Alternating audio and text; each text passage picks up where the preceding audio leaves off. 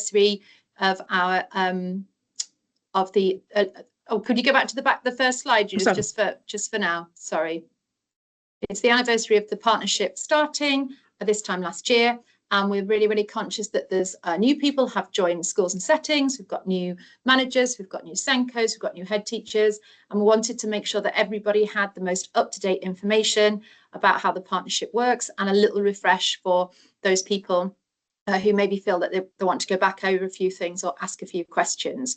So just for the context on the front, Mark Murphin is the head of commissioning, partnerships and transformation, and he very much has led the development of the early years partnership and supported and challenged Judith and I through the past, well, probably 2-3 years. And then I'm here obviously to introduce myself and Judith as well. So there are contact details if you need us for anything, but equally we've got the council link there and our X handle as well. If you do have any questions as we go along, please do put them in the chat or keep them till the end, and we will have a chance to discuss them. Thank you, Judith. So just to put our piece of work in a context of the wider council, there is, many of you will have heard of the North Tyneside Plan, which is very much focused on building that better North Tyneside. And within there are 5 priorities. You can see them on the bottom of the left: thriving North Tyneside, secure North Tyneside, family-friendly North Tyneside, caring North Tyneside, and a green North Tyneside. I'll just give you a minute to read the 2 blocks there in the green and the yellow, and this is very much where our work sits within the Early Years Partnership.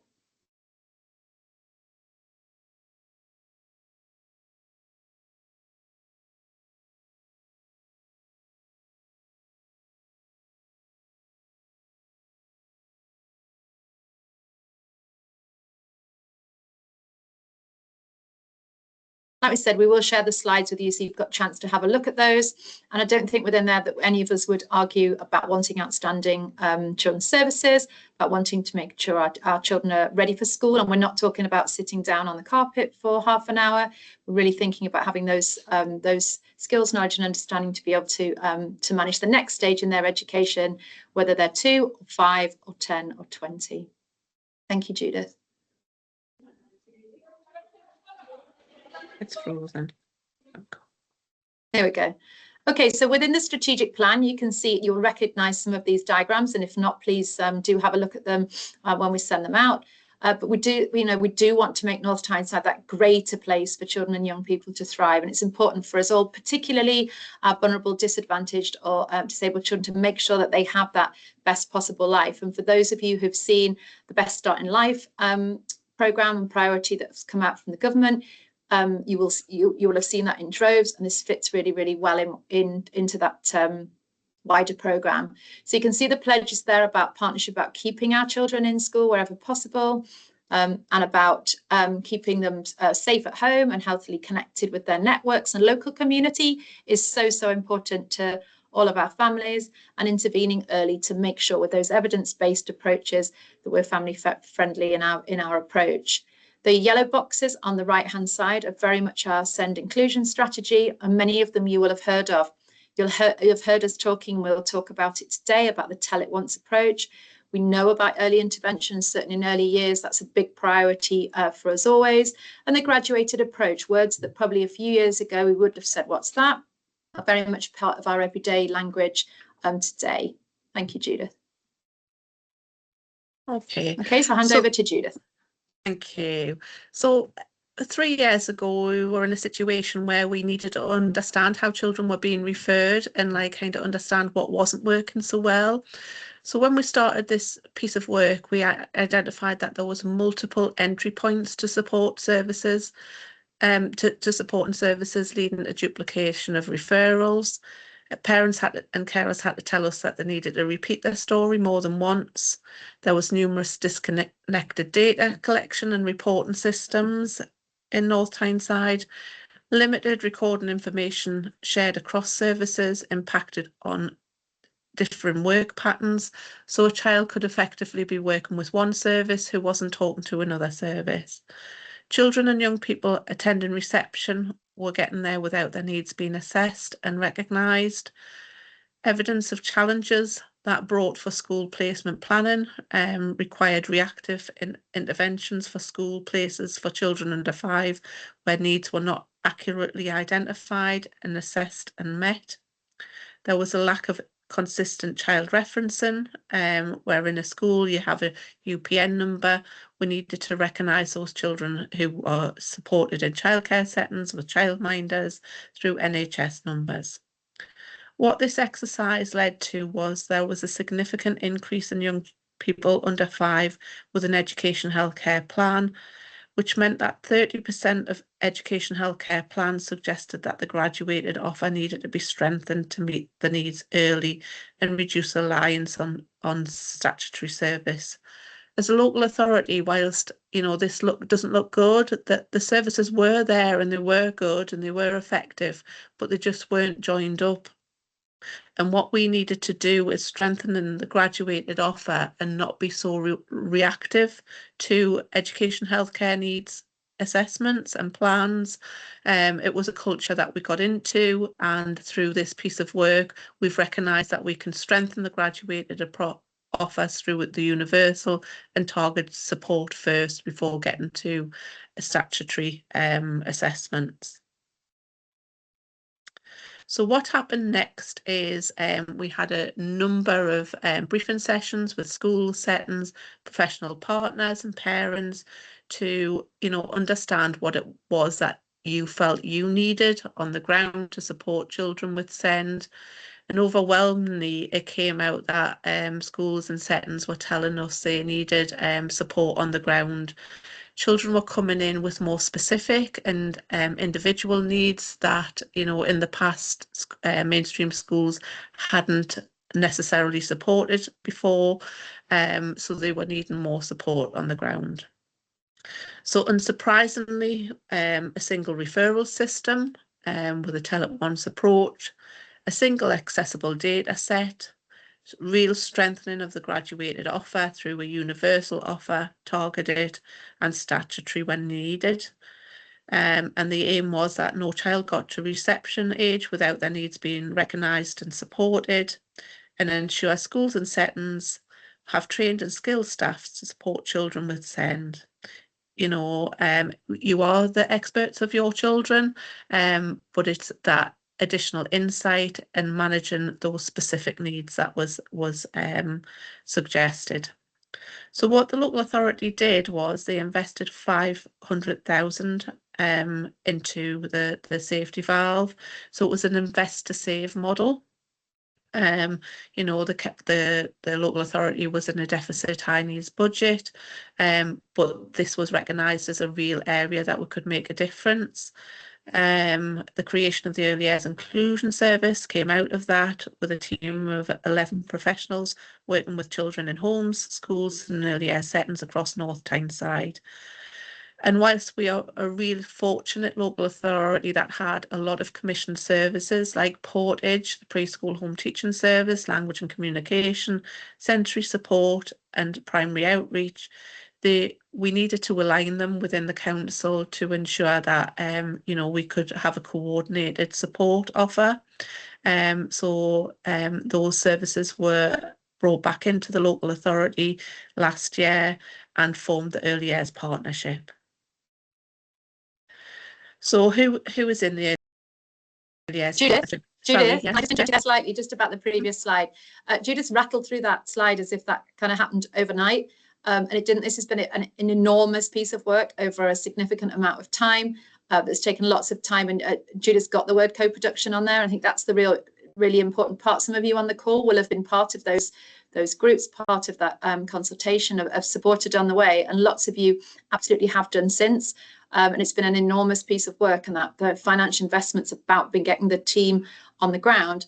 But actually the working through all of this with families, with settings, with schools has been huge and professional. So, Judith's got lots of thank yous on there, but thank you to everybody who's been part of that. But it's not happened overnight, and it's not happened by magic. It's been a significant work stream for many of us. Sorry, Judith. No, thank you, Maddie. So who is in the Early Years Partnership? So we've got the Portage Preschool Home Teaching Service that will go into detail a little bit about their offer. We've got the new Early Years Inclusion Service, the language and communication outreach team. Sensory support, as in hearing and visual impairment. Early years inclusion funding comes through the early years partnership now. We've got primary outreach service for under fives, and we've now got 2 days of educational psychology support. So the services, that doesn't stop there. So we've got a wider early years partnership as well, supported by other services. And, you know, you could probably fill the screen with the services that we dip into and link up with to support our children in North Tyneside. Occupational therapy service, we've worked together to co-produce the universal offer, OT pilot, which is getting launched on the early years network. So if you haven't signed up, please do. Physiotherapy for those children with physical needs. Paediatricians, you know, paediatricians will alert us if they feel a child has kind of been missed or has come to their attention. So, you know, we've got that real good strengthened link with paediatricians now. Note 19, public health service, which is like links into your health visitors. We have representative on our child alert panel weekly now. The early help team, we've got representative from the early help on our child alert panel, and representatives from Hive, our virtual school team for emotional wellbeing. Speech and language contribute to our panel as well, letting us know which children are actively open on their caseload, and we also link closely with the Children's Disability team. So the aims of our early years partnership is to ensure early years settings and schools continue to develop their expertise and confidence of their team in order to support children with SEND. And we can't stress this enough, you know, you are the experts of your children, you see them day in, and there is some real strengths within the team. But what we are about is deepening your knowledge and understanding of specific intervention strategies that will support these children with more complex needs to be able to develop. Every child is accepted and included in early years settings in schools. So, you know, as an early years partnership, we will like come in and support and look at those children who are on reduced timetables or, you know, not accessing their full entitlement, and we'll support families and yourselves in kind of making sure that those children have their full access and entitlement. High expectations will contribute to individual progress and outcomes for children with SEND. So we've been working very closely with schools and settings on an adaptive curriculum through the Cherry Garden branch maps and the developmental journal to ensure that children have tailored curriculum or bespoke curriculum support so that you can track progress and outcomes. Parents and carers will have a clear understanding of how their child's needs are being or will be supported, and have access to a key professional to support their family's needs through one of the services that are involved from the partnership.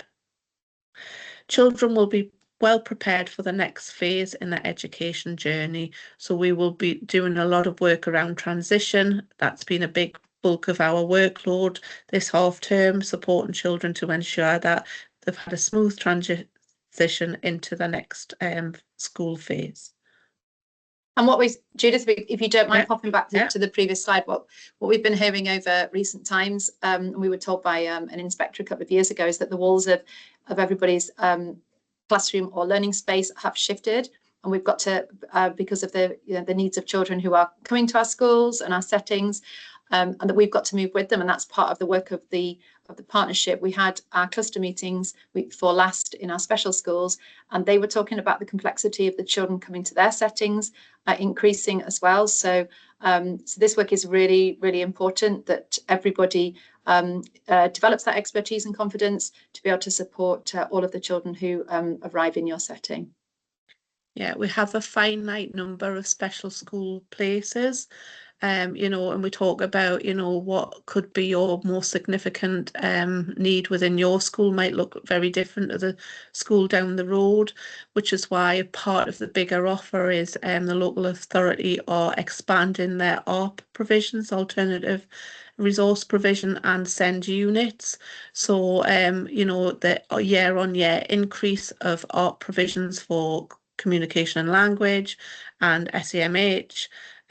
All secondary schools have got alternative resource provisions there as well. So it's not just within the special school places, it's about expanding the resources across the local authority. So within the Early Years Inclusion Service, which we've got new, but it's kind of a year in now, so we still are relatively new. We have two, myself as the manager, and two Early Years SENCOs. Joss and Sophie both come from special school backgrounds, you know, so they can bring that wealth of experience as special school teachers. You know, we went out to recruitment and we went back out again because we wanted to make sure that the offer was right.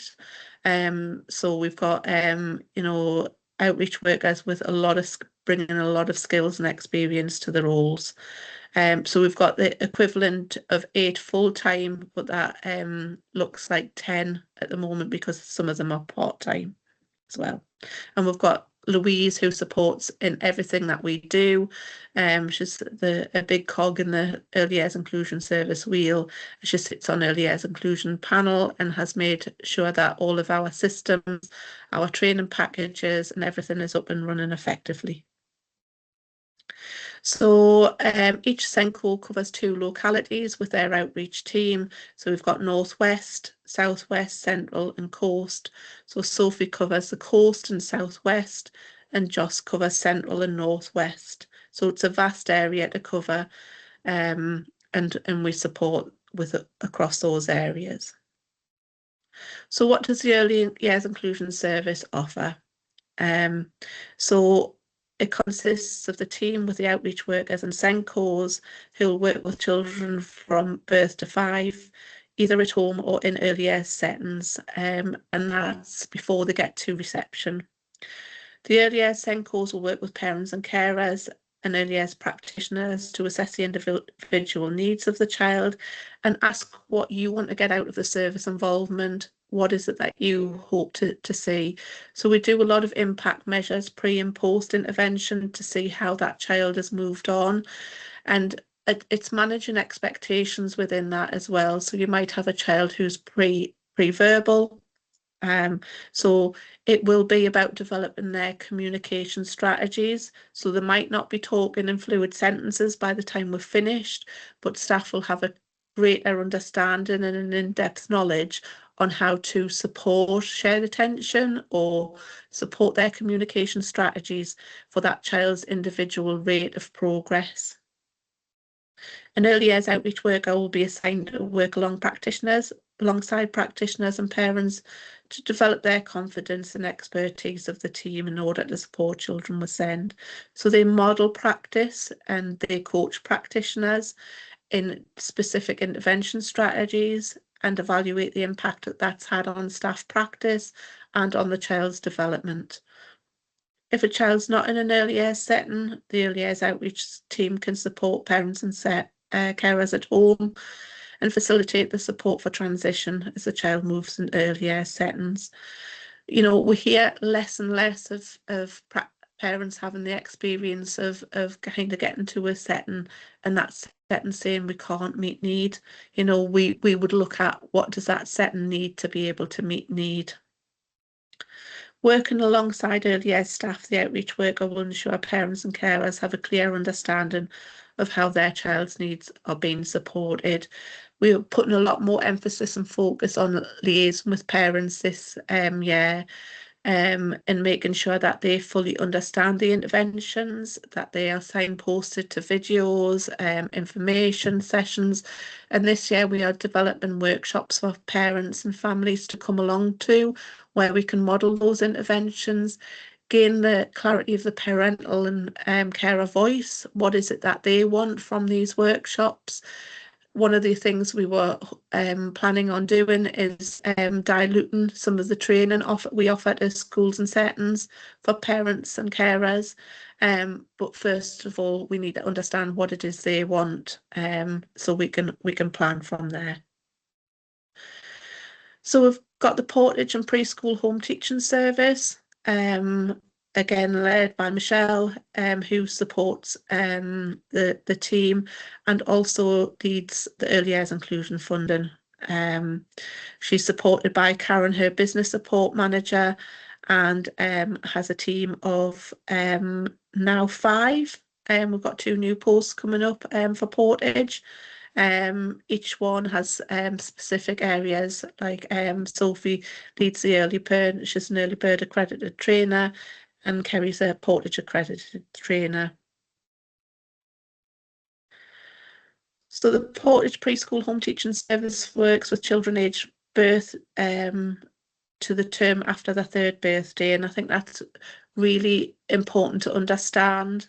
You know, they have a real criteria of families who they can work with. They work directly into families' homes, and the children Portage have, children who Portage work with, need to have 2 or more identified areas of need and developmental delay. Their referral routes usually come in through health notifications identified by health professionals, but parents can refer in as well. They need to not be in a provision for 15 hours.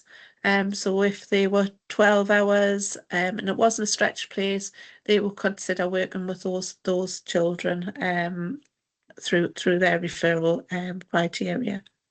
So what they offer is weekly home visits, joint visits with multidisciplinary service. They do have a little waiting list, so children are encouraged to come to Portage in the pool sessions and stay in play sessions. There's support at the ASD Pathway clinic. They initiate early help assessments where appropriate, and they offer the Portage accredited training to families as well as schools and settings. Is there anything else you wanted to add there, Maddie, on Portage? No, just that the Portage team and the Early Years Inclusion Service all sit together in the same office. They work really, really closely together. Michelle, the manager, and Judith work incredibly closely together, and it's a real strength that since they were a commissioned service and they've come back into the local authority, that strength of working is incredible. And actually, as children are discharged from Portage, as they start at a setting, quite often there is a handover to Early Years Inclusion Service, and they do joint working between the Portage home visitors and the outreach workers to make sure that transition is as smooth as possible. Thank you. We've got the Early Years Communication Outreach Team, who you'll know as ECOT, led by Sue Wilson, the Language and Communication Team Manager, and Rachel Elliott's a Specialist Teacher, and we've got Nicola Etheridge as Specialist Support Assistant, and they're supported by Tracy Fitzgerald. So the Language and Communication Team consists of specialist teachers who support schools to meet the needs of children and young people with speech and language and communication needs. So it's different to those who you would refer in as speech and language health. It's more those children who might be on the autistic spectrum pathway, and those children who might have gaps in their language and their processing.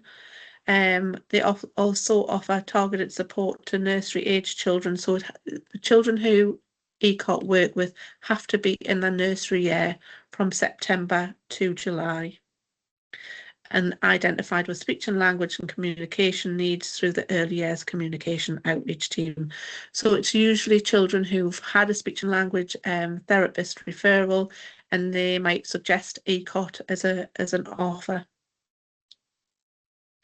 We've also got sensory support, Nick Cubley's team, who supports visually and hearing impairment. So they've got qualified teachers on both sides supporting, and a team of outreach support as well. So they support children with hearing and visual impairment, and they're usually identified from birth within 48 hours. Nick kind of gets to know about those children and will contact families and aim to provide the highest quality of education support for those children and young people from diagnosis to adulthood. They aim to maximise educational potential of every child and young person with a sensory impairment, providing effective early intervention and ongoing specialist support for training and for staff in schools and settings. They work with families in the home and early year settings and all schools and academies, taking on a collaborative approach with all professionals involved with the hearing and visual impaired child soon after the medical diagnosis. They employ fully qualified specialist teachers and support staff who have extensive knowledge and skills in working with children and young people with sensory impairment.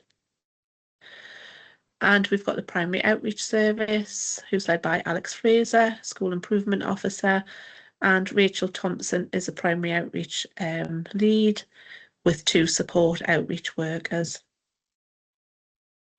And the Primary Outreach Services caters for the needs of students 3 to 11 who may be experiencing difficulties managing their behaviours relating to social, emotional and mental health in mainstream school. Their aim is to help children achieve well-being and develop skills so that they can safely engage with learning and the activities school has to offer. The service works closely with schools and families where appropriate, outside agencies to provide bespoke support for pupils who might be struggling in their current school setting for a variety of reasons. So Rachel's team works closely with, so it might be a language and communication need that's kind of exasperated in the child, emotional, how they present in school. So she works closely with the language and communication team and the Hive virtual team if children are in the looked after system, perhaps a child in need or a child in our care, or maybe on the child protection register. She will work with them, so they decide between them who would do the first piece of work, and then when Rachel will intervene when it's the time's right for her and her team. And finally, we said we've got 2 days of educational psychology service, and we're really lucky to have this support. So we offer, so the educational psychologists offer support in a more strategic way. So it's not reactive to, assessments. We're working in a preventative way to support children and schools and settings. So developing bespoke training, coaching, consultation sessions to promote the skills and confidence of early years practitioners. So that's about you as practitioners. What is it you need to help move situations on? They will work with early years partnership to support team around the settings model, and this brings a group of professionals together with the school or staff where a situation might have come stuck, or the staff might feel overwhelmed by a particular cohort of children and at a loss how to move forward. So a solution-oriented process addresses the team's strengths, challenges, gives everybody a voice in the process and helps to develop an action plan to move the situation forward. They offer specific interventions such as VIG, video interactive guidance, and VERP, video enhanced reflective practice, and an attachment and trauma informed play work with parents and practitioners. They also offer group and individual coaching sessions for school and setting staff. So again, last year, the educational psychologists worked with groups within schools and settings where that coaching and mentoring support helped, over a period of time to help those staff feel more confident, more equipped in what they were doing, and help to move the situations forward. Maddie, do you want to, sorry, I think I might have jumped forward. Do you want me to continue? Fine, yeah. You continue because you're better on these bits. Yeah, thank you. So the early years inclusion funding now comes through the Child Alert. So that is kind of managed by the whole of the partnership. So the monitoring of early years inclusion funding is taken place by the outreach workers from all of the services. They will contribute to any requests coming in for early years inclusion funding. So it changed in the way that you can have a request for access if you feel you know about a child who's coming in with additional needs, and they might have a team around the family approach. So the setting might apply for early years inclusion funding for access to support a smoother transition. And a professional from the early years partnership will evaluate the impact of that and monitor that through the target work if that's ongoing. A request for reapplication of the early years inclusion funding again comes through, so you can't just apply for it like you had done in the past. It has to come from a recommendation from the partnership. So whichever service is working with your child, they will make that recommendation. So schools and settings were telling us that, you know, it was difficult to employ staff. It was recruitment and retention was difficult for early years inclusion funding, and some settings weren't able to really utilise that funding effectively. So the early years inclusion outreach support, if you've got that in place and you're equipped with those skills and those tools in your toolbox, you might not then need to go on to need early years inclusion funding. So if you've got the right support around you, you know, through the partnership, you can determine together whether you need to move on or whether you feel to continue that intervention at that level, you're going to need that support, then that recommendation would be made. One of the things that Michelle is doing, Michelle is the manager of the early years inclusion funding, and one of the things is she will come out and do some monitoring visits across the year to look at the spend, look how that money's been used, the impact that it's made, the difference it's made for you and the children, because we're really interested to hear that feedback, collect that intelligence about how it's been used and the effectiveness of it. So she might well be in touch across the year and call out to see how you're getting on. So as a parent and carer, how can they access advice and guidance? So we've got the duty helpline that's available Monday to Friday, 8:30 till 12. And parents can pick the phone up and talk to a professional, and if that professional on the end of the line hasn't got the right advice, they will signpost or make sure they get the parent to the right place.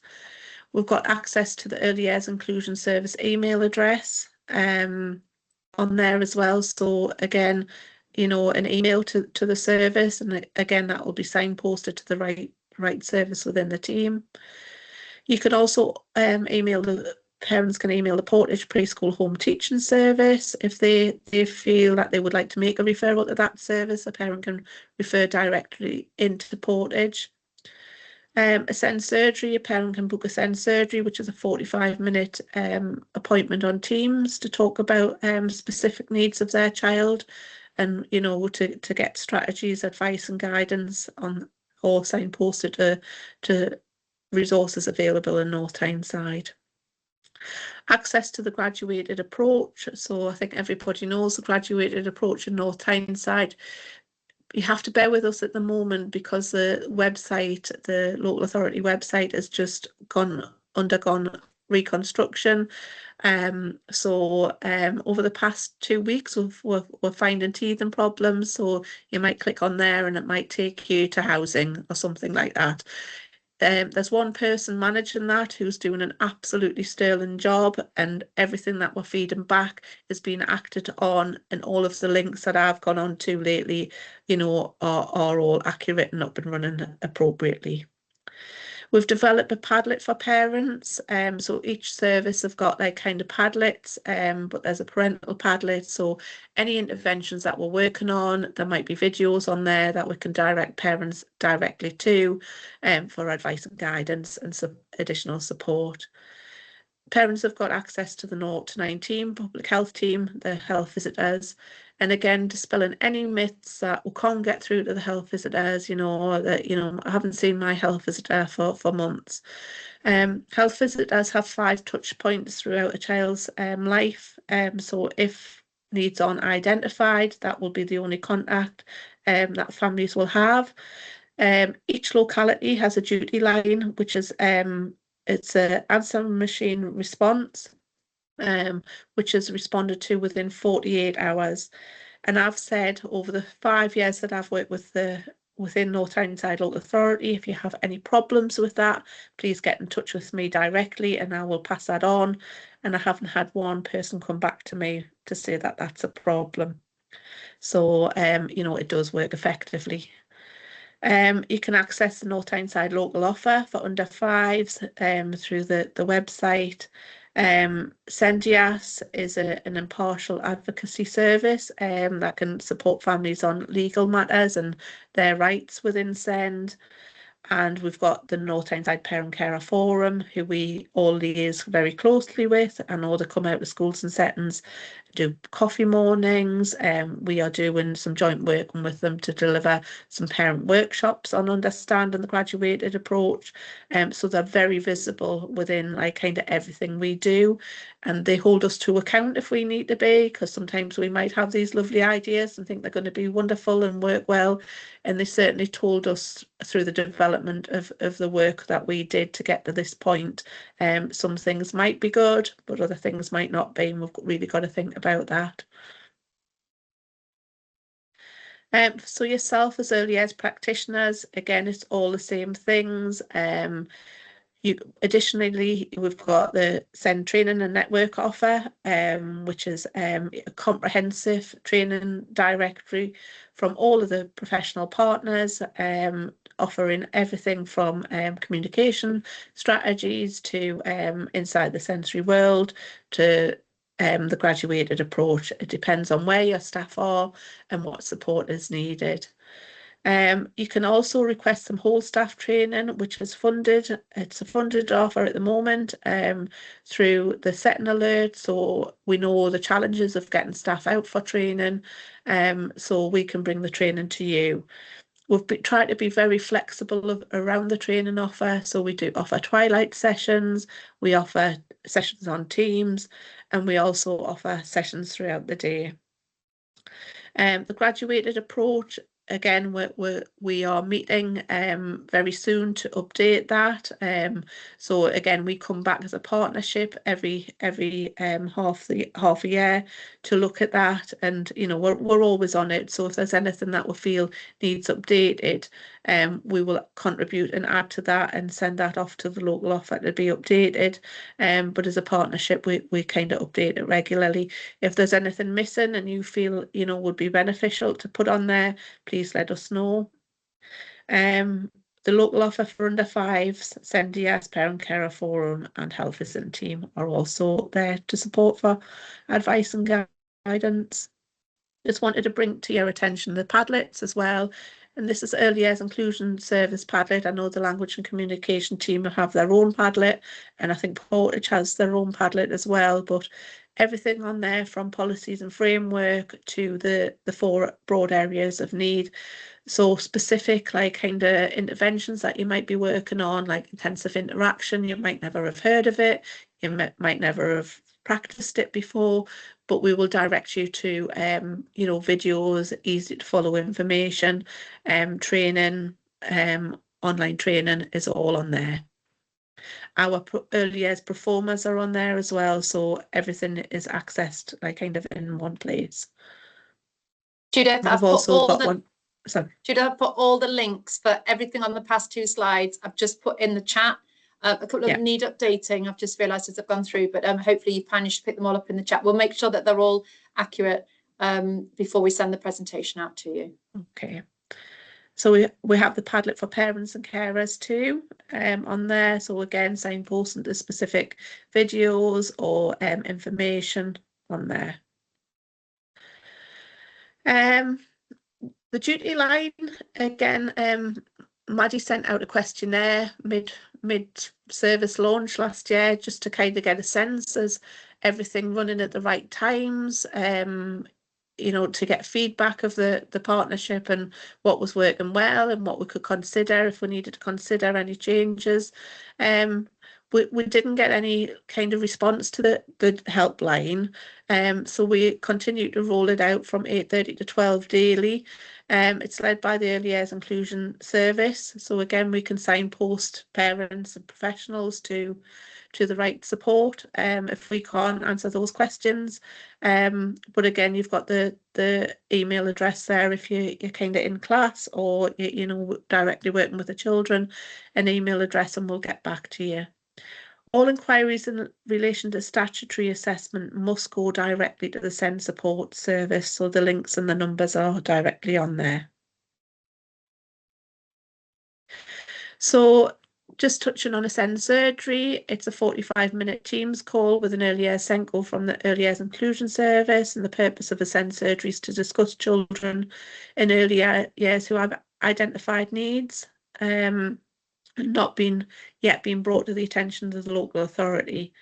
It's an opportunity to discuss any matters you have in relation to SEND. So if it's about your provision, your practice, about you know, anything at all in relation to SEND, you can book a SEND surgery. It's a universal offer, and we are looking at the option of a more targeted offer. But as a universal, we can talk about children hypothetically, so you don't have to, those children where parents might not be fully on board, but you need advice and guidance into what strategies and interventions you might need to include. That offer of support and advice and guidance is there through the SEND surgery.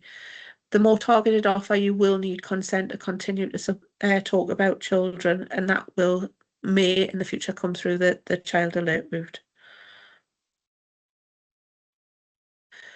So a Set and Alert is a whole staff piece of training, and it can be offered through the Early Years Set and Alert.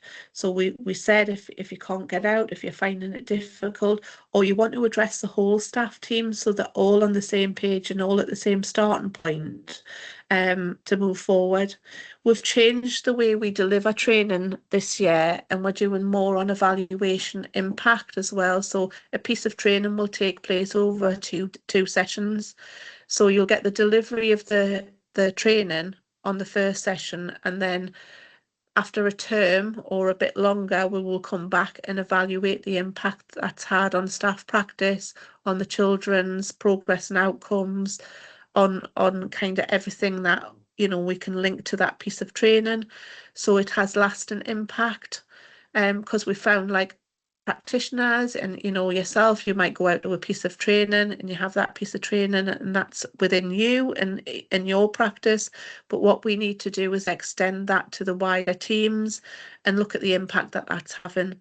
So any piece of training that we do will be delivering now over two sessions, so just be prepared for that when you're putting your requests in. So the child alert, Maddie, do you want to continue, or you happy for me to? You're the expert. I'm more than happy for you to carry on, because I'm manning the chat and putting stuff in as we go along. Fabulous. So you carry on. Just carry on. So the child alert is a single referral point designed to raise awareness of children between 0 and 5 preschool who may require additional strategies or intervention at home or in preschool settings. And the mechanism is to connect these children with the most appropriate offer that can best support their individual needs. So you might think, oh, I'm going to apply to the Early Years Inclusion Service, but through that robust discussion or triage panel from the professional partners, it might be, actually, I think that's more of an ECOT offer. So we might come back to you for a little bit more information and kind of take that direction of travel through a different route. It might be that, you know, there needs to be more done at the universal offer, so we might be signposting you back to that quality first teaching, the graduated approach offer at universal, try out these things and see what the outcome is. So it is a robust discussion, and you know, the outcomes will be decided every week at panel on a Tuesday morning. So the aims is that we know every child under 5 who has or may have SEND, thus ensuring no child reaches reception without their needs being recognised and supported. And parents and carers will have a clear understanding of how their child's needs will be or being supported and have access to a key professional to support their families. So who can make a child alert? Parents, head teachers, managers of early years settings, SENCOs, early years teachers, early years practitioners, children's social care or other professionals within the local authority. Health professionals will make what's called a health notification. So any health professional, whether it be speech and language, health visitors, paediatricians, occupational therapists, physiotherapists, have a statutory duty child to the attention of the local authority if they think a child has or may have SEND, and that's through a referral route called the health notification. So for health notifications made, our first priority would be to contact schools and settings to kind of assess if a child was in there, what your thoughts were, and contact parents as well to gain their voice. So like I said, it would be the child alert will be referred through the single point of entry, and the outcome will be a universal offer, targeted or statutory, and it will be all underpinned by the graduated approach. A key worker from the partnership will assess the child's needs and the families and coordinate the most appropriate support route. The key worker will work with the early years practitioner and parents to evaluate the impact of the strategies and interventions before planning next steps. If the request for early years inclusion funding to support the child to have access or transition into the setting, the early years inclusion funding manager will act as the key worker to monitor the impact of the funding for the child. If the request for early years inclusion funding has been recommended, a professional from that service who recommended it will monitor the impact and outcomes for panel. So this is what the new child alert looks like. It's on the system. I couldn't screenshot the whole page, but you have to scroll down. It tells you who it's for. You know, when you're making this child alert, you have to ensure that you've followed the privacy notice, because you are consenting that you have spoken to parents and they have given consent for this referral to be made. So you need to really read this information very carefully to ensure that you understand fully what the implications around it are. This is the Early Years SEND Training and Network directory. Again, this will take you to this page, and if you scroll down, it tells you about the Early Years Partnership, who we are, and it tells you about each of the offers for training within the service directory, and that link you to education services where you would just book directly on. So you could peruse around the training offers on here before you book your places. I'll just leave you to read a little bit of feedback that we've had so far.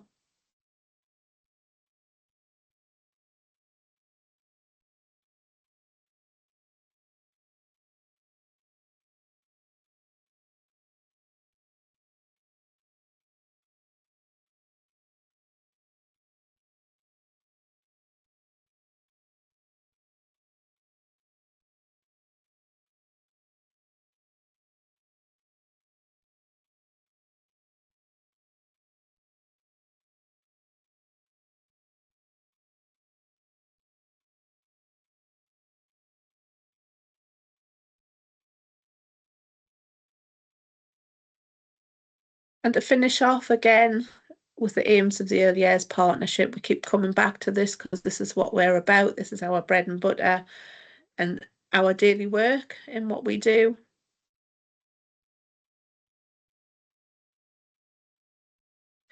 These are links to the Padlets, the graduated approach, the training directly, and the child alert referral route. Okay, I'm going to stop there and see if anybody has any questions.